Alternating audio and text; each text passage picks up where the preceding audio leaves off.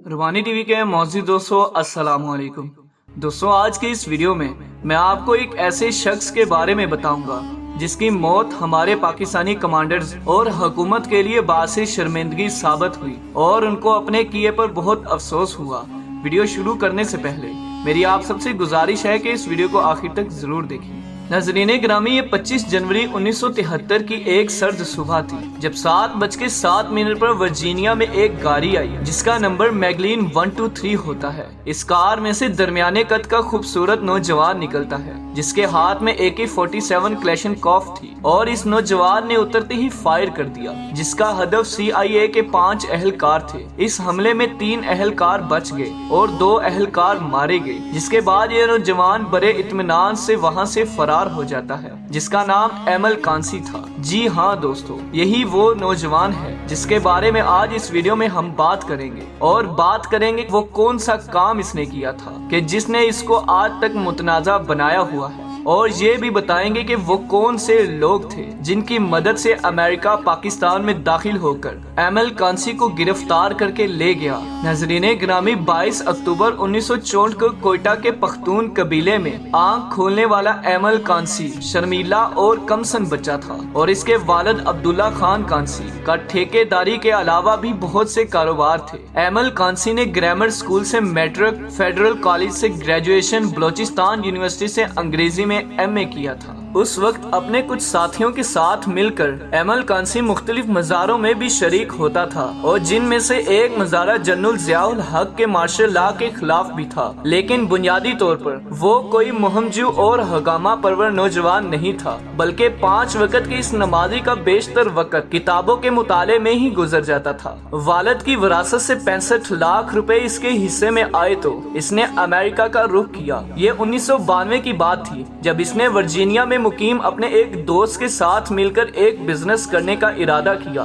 इब्तदाई में इसने एक कोरियर कंपनी में भी काम किया जिसका मालिक CIA के साबिका आला अफसर का बेटा क्रिस मार्क था, जबकि ये कंपनी CIA के दफ्तर में अहम पैकेट्स भी पहुंचाती थी। शायद यही वजह थी कि एमल कांसी पर CIA के साथ मिलकर काम करने का इल्जाम लगाया गया। यहाँ तक कि जनरल हबीब गुल भी इस प्रोपागेंडा से मुतासिर हुए बगैर न रहे और उन्होंने अगस्त 1998 में एमल कांसी पर CIA के साथ मिलकर काम करने का इल्जाम आयद कर दिया और उनके मुताबिक वो पाकिस्तान के अंदर और पाकिस्तान के बाहर CIA के लिए काम करता रहा। इन बातों के दबाव में आकर एमल कांसी ने CIA के अफसरों पर हमला कर दिया, जैसा कि हमने पहले बताया है। इस वाक़े के बाद एमल कांसी अगले ही रोज PIA की फ्लाइट से पाकिस्तान वापस आ गया, जबकि अमेरिका की पुलिस ने एमल कांसी के फ्लैट पर छापा मारा और उसके दोस्त से AK-47 क्लैशनकॉफ बरामद कर ली जिस पर एमल कांसी की फिंगरप्रिंट्स थी, जिसके बाद DNA टेस्ट भी किए गए जिससे साबित हुआ कि एमल कांसी मुजरिम है और उसके खिलाफ कार्रवाई करने के लिए उस वक्त के अमेरिकी सदर बिल क्लिंटन और वजीर खारजा मैडरीन एल्बर्टायड ने जाती तौर पर उस वक्त के सदर फरूकुल गारी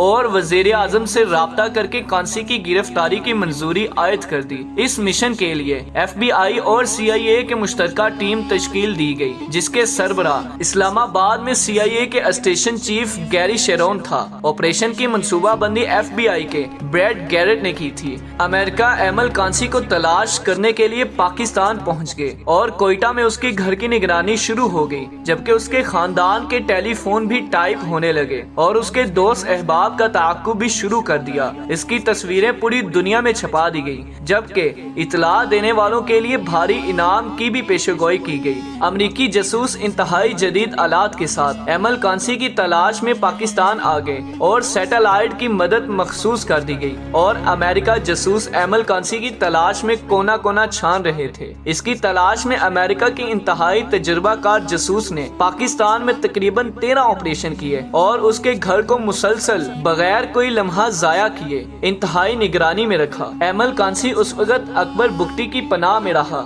और आसफ قلی زرداری نے اکبر بگٹی پر ایمل کانسی کی گرفتاری کا دباؤ ڈالا گیا تو وہ خود ہی چلا گیا۔ مبینہ مخبریوں کے مطابق ایمل کانسی اس وقت پاک افغان قبائلی پٹی پر رہائش پذیر تھا اور امریکہ کے ایجنٹوں نے مخبریوں کو وہ تمام وسائل مہیا کیے کہ کس طرح ایمل کانسی کو پاکستان کی حدود میں لایا جائے، جہاں اس وقت پاکستان کے حکمرانوں سے ڈیل ہو چکی تھی۔ چمن اور سی بی پر امریکن کمانڈرز نے ایک مخبری کے کہنے پر دھاوا بول دیا اور افغان بارڈر پر ایک سردار کے ڈیرے کو گھیرے میں لے لیا، لیکن ایمل کانسی پھر بھی ان کے ہاتھ نہ آیا۔ ایک پٹھان دوست نے ایمل کانسی کو ایک پرکشش کاروبار کی پیشکش کی کہ وہ پاک افغان کے راستے روسی ایشیا پاکستان سمگل کر کے بھاری رقم حاصل کر سکتا ہے، اور یہی پیشکش اسے ڈیرہ غازی خان لے آئی، جہاں اس کو مخبری کر کے پکڑا دیا گیا۔ جون 1997 کو ڈیرہ غازی خان کے شالامار ہوٹل میں ایمل کانسی سیف اللہ خان کے نام سے کمرہ نمبر 305 میں ٹھہرا ہوا تھا۔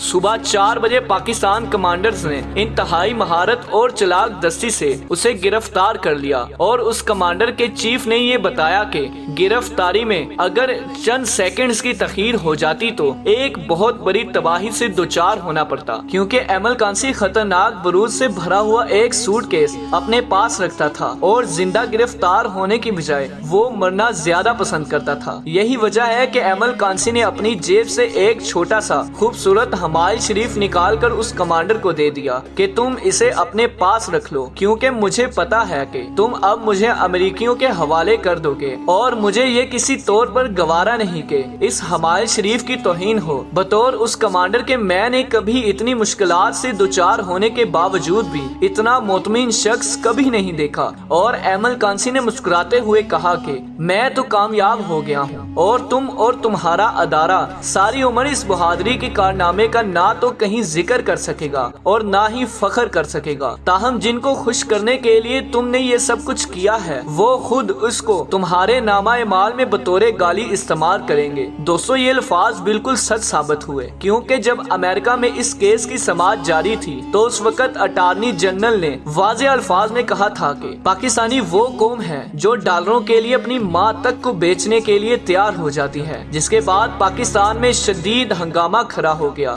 ناظرین گرامی، اسی طرح امریکہ میں یہ چلتا رہا اور وہی ہوا جس کا ڈر تھا۔ ایمل کانسی کو موت کی سزا سنا دی گئی، جس کے بعد اس کو کال کوٹری میں ڈال دیا گیا۔ یوں دن مہینے گزرتے گئے اور طویل مدت کے بعد ایمل کانسی کی سزائے موت کا وقت آ پہنچا۔ دوستو، یہ بات تو اٹل ہے کہ موت کا ڈر بڑے بڑے شہزوروں پر لرزہ طاری کر دیتا ہے اور فولادی اعصاب برف کی مانند گرنے لگتے ہیں، لیکن عام سی جسامت والے اس 48 سالہ شخص کا معاملہ مختلف تھا۔ وہ نہ ہی موت سے ہراسا تھا اور نہ ہی اپنے کیے پہ پشیمانہ، بلکہ وہ بہت ہی مطمئن تھا اور ایسا لگتا تھا کہ وہ توانیت اس کی جان تک اتر گئی ہے، یہاں تک کہ وہ اس دن بھی روزے میں تھا اور اپنے افطار کے لیے روٹی، انڈے اور کیلوں کی فرمائش کی اور خوب سیر ہو کر کھایا، جیسے وہ موت کے سفر پر نہیں منزل جانا پر جا رہا ہے۔ پروفیسر میاں سعید بھی اس کے پاس تھے، جو کہ شمالی ورجینیا میں اسلامک سینٹر کے سربراہ تھے۔ انہوں نے 11 ستمبر 2001 کے بعد بھی اس سے رابطہ نہیں توڑا۔ افطار سے فراغت کے بعد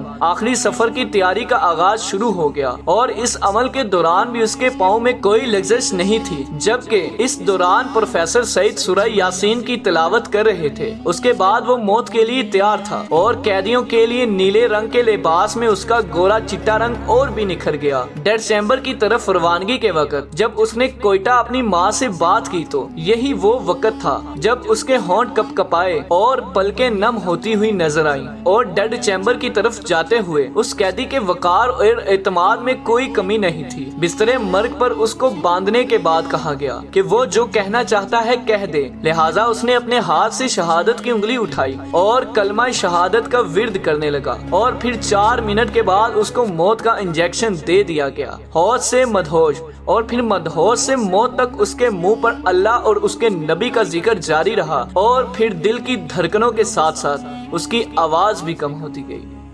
دوستو، ویڈیو اچھی لگنے کی صورت میں ہمارے چینل کو لائک، شیئر اور سبسکرائب ضرور کیجیے گا۔ اپنا اور اپنے گھر والوں کا بہت سارا خیال رکھیے۔ اللہ حافظ۔